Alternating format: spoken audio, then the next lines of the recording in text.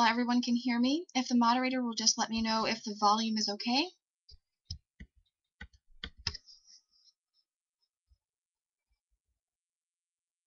Please let me know if the audio and the video are all right, inshallah. And then we'll go ahead and get started. Okay, excellent. Bismillah ar-Rahman ar-Rahim. Alhamdulillahi Rabbil Alameen wa salatu wa salam ala Sayyid al-Anbiya wal Mursaleen Muhammad wa ala alihi wa sahbihi ajma'een. اللهم علمنا ما ينفعنا وانفعنا بما علمتنا إنك أنت العليم الحكيم. Ameen. I'm very happy to be here joining this student assembly with Seekers Guidance. This is my first time attending the student assembly. It's quite an honor to be with students of knowledge. My name is Zaynab, and inshallah for a few minutes I'm going to take you through some of the basics of how to discern sound scholarship, as well as how to choose a teacher and what role locality plays in that process.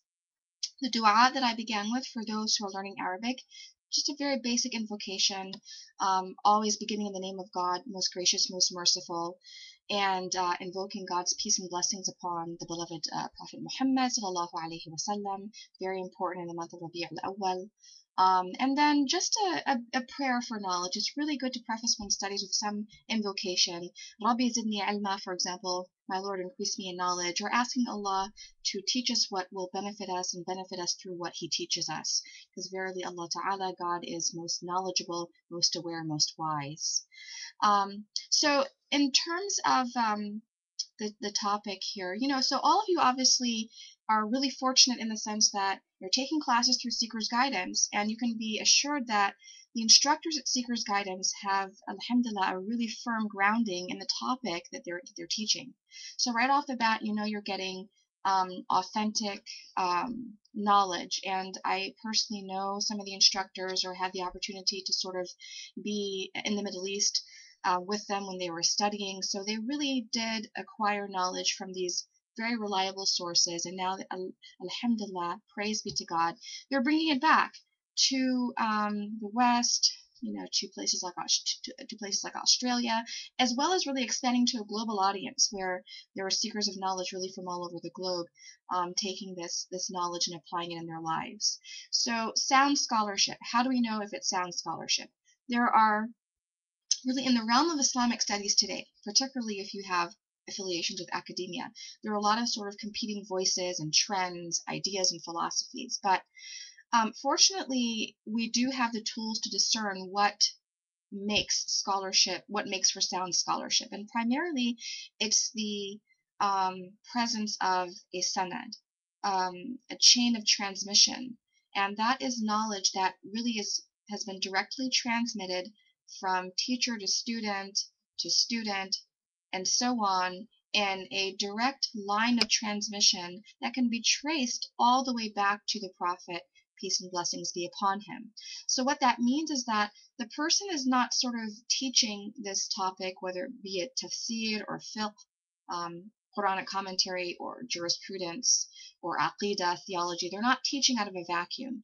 They are teaching based upon a very particular methodology, philosophy, epistemology, and their teaching is informed by the broader tradition of Ahl Sunnah wal Jama'ah, and that is what is called traditional Islam according to the Sunnah of the Prophet, peace and blessings be upon him.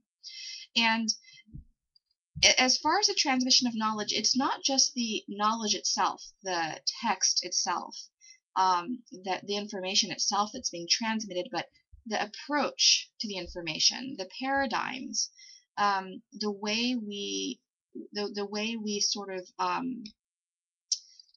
would say, the way we kind of internalize and process and interpret the tradition, that is also passed down from teacher to teacher.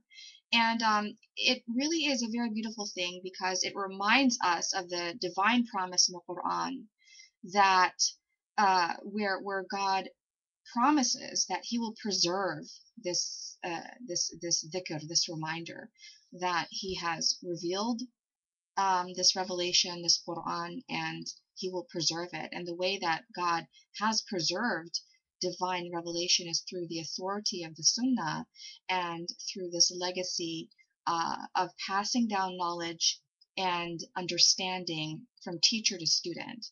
The Prophet, peace and blessings be upon him, said, "Man yuridillahu bihi khayra yufaqihu fi din," that whosoever God wishes well for, God imparts to this person deep understanding of the religion. And by deep understanding, we mean an understanding that is connected. It has a provenance that, as I said, does not emerge from a vacuum, but is transmitted in a very particular way based upon a particular methodology. As far as this scholarship is concerned, it should not contravene what is necessarily known to be of the Sharia. If it does, it's not sound.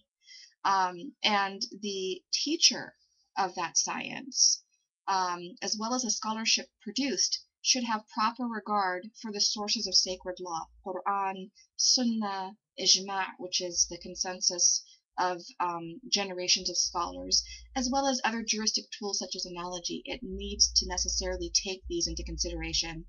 And it should be sufficiently broad that the scholarship should not set up barriers between, for example, schools of law and so on. So it should reflect and embrace the breadth and depth of the Islamic tradition as represented by Ahl Sunnah wal Jama'ah. But it should be non-sectarian. And note that there's a distinction there. It's perfectly okay to embrace the very vast Sunni tradition without being sectarian. There's no room for seekers of knowledge here, for example, to sort of be lured into those traps that some students are lured into in terms of getting into pointless debates, or for example, where there's a list of scholars that are approved and some aren't approved, and there are books that are okay and some aren't okay. This has not been my experience sitting down with various shuyukh and sheikhat and anisat to study. Male and female teachers, that there's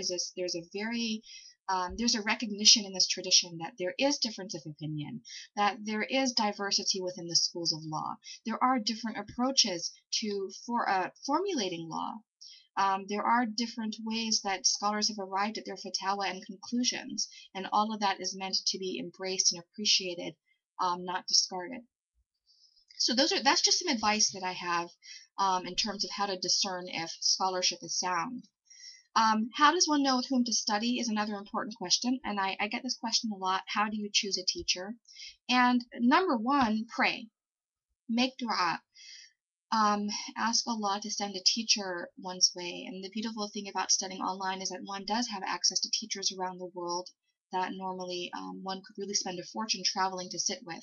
But people are able to, on their own time, come and take these classes, which is a wonderful thing. It is important, though, for those who are studying online to also have access to a local teacher, which kind of brings me to the other point: what role does locality play? Locality does play an important role.